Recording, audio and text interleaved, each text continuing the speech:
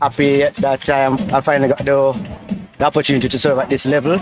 I must thank my party leader and deputy leader and members of the hierarchy of the Jamaican Labour Party who have shown confidence in me. His nomination comes after the departure of immediate former MP Dr. Nigel Clark, now in the new role as Deputy Managing Director of the International Monetary Fund, IMF. Clark became MP for St. Andrew Northwestern in 2018 after beating the PNP's Keisha Hill in the by-election. Many said Smith was overlooked for the position. Now 6 years later, Smith's nomination has been met with excitement as many are eager to see how the young candidate will carry forward his father's legacy. Speaking to journalists outside the Pembroke Hall Restorative Justice Centre after his nomination, he said his first order of business will be road rehabilitation. My first order of priority is that of roads. Northwest St. Andrew has been suffering from bad roads for a long time. We have done some, we've done a lot, but there's still so much more to do. So my priority is to getting some roads fixed. That is why I'm so eternally grateful for our party leader and Prime Minister and government who initiated this new Spark program. And I heard the Minister with responsibility for roads, works, mention that he's actively trying to get that program started by the end of this calendar year. Meanwhile, Ron Banks and Carl Marshall are also contesting the seat as independent candidates. Both have served as representatives of the People's National Party. Prime Minister Andrew Holness urged the constituents to vote when the time comes. I gather there are 2 other candidates who have nominated. So essentially, this is a contested election. So my message to our supporters, to concerned residents, to electors in this constituency, is to take the election serious and come out and cast your ballot in favor of Duane Smith. Britannia. The Jamaican Labour Party has won this Clarendon division twice, one of those 2 times being this year in the local government elections. However, their candidate at the time, Marjorie McLeod McFarlane, passed away in September. Despite this, Barton, excited to be nominated, believes she can carry on the legacy. The programs that she had in place, we were all a part of this dream that turned into her vision. And so it's nothing new to us. So we will carry on her legacy. It's not about me, but it's about the team. That we will be working as a team, the Anion Town Division, to see that her vision, all her visions become a reality. Barton also has plans to promote inclusivity and encourage the youth. And her supporters, who displayed high levels of excitement, are in solidarity with that mission. Of course she can do it. She's a leader for a long time. She leads church choir, big leader in our church, people for the community. She's a teacher. She can do the right thing. And I believe in her. And if I'm me alone and the other person I don't believe in her, me believe. Yeah, I support her 100%. Or 20%, or 20%. But the PNP is looking to regain its stronghold in the division. Dawson was a councillor 4 years. His aim to take the title back. I am very, very much confident that we will retain this seat because this is a PNP stronghold. But in the last election, most of our comrades never come out to vote, but they are motivated and ready now to vote. Well, we have done our assessment, and from our assessment, we are now going into the field to do the field work. And from there, we will be victorious at the end of November 22nd.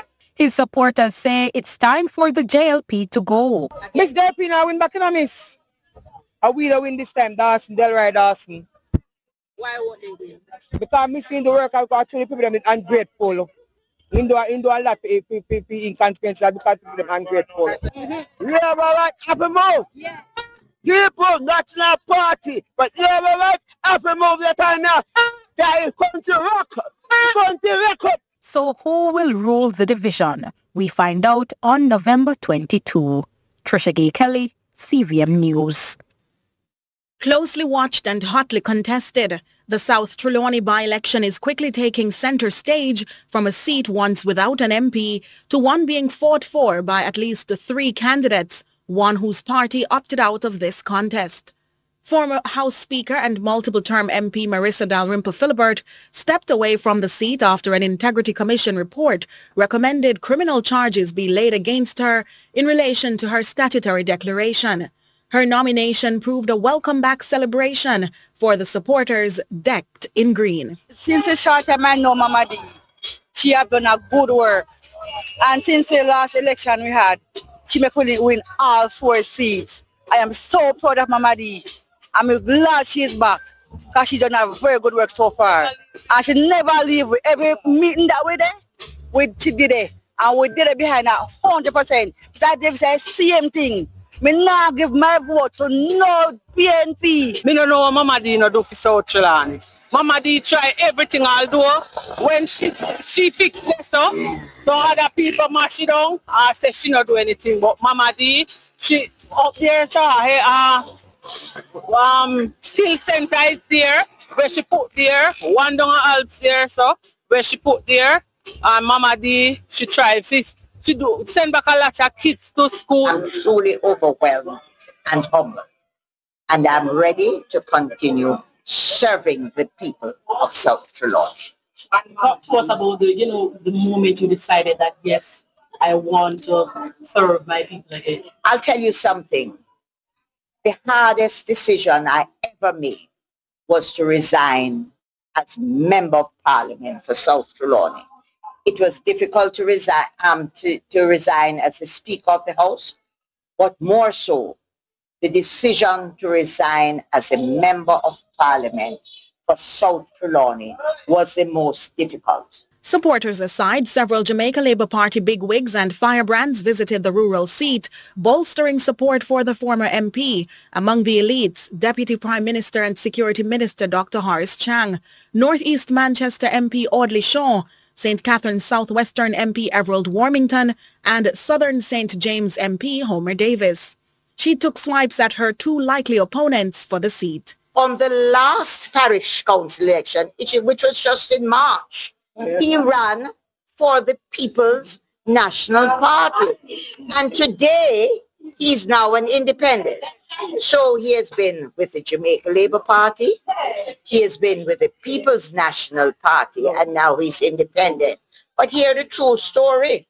The gentleman who now has been named by the People's National Party as their candidate in South Trelawny also worked with me in South Trelawny under the Jamaica Labour Party banner. He was part of my team. He was a transport manager of the Jamaica Labour Party.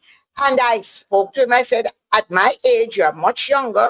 You'll be here for longer than me. So your time will come to take over for me. Meanwhile, independent candidate and turncoat Lloyd Muzzy Gillings says, like David, he too intends to topple giants, despite no wins since switching from the JLP to the PNP and now independent. It's left to time and votes to decide who will reign in Trelawny South. Over the years, this constituency has been neglected. If you look at our roads, it's a disgrace. You travel from Albertown to Christiana, we see all the breakaways. I've never seen South Trelawny in such a deplorable condition. You know? I know I may be a David, but I believe I'm the right person to bring back South Trelawny and put it back where it used to be. Patmore is a good man. 2 of them are good. So at the same time, so I've neck and neck fight with them. See? Neck and neck fight, simple. But people love Patmore. People love Mama D. A simple thing. So anything for it. It's simple. I don't see me look on it. The PNP's Paul Patmore, a former JLP member and independent candidate, will contest the general election for the seat, and locals believe the battle will be fierce.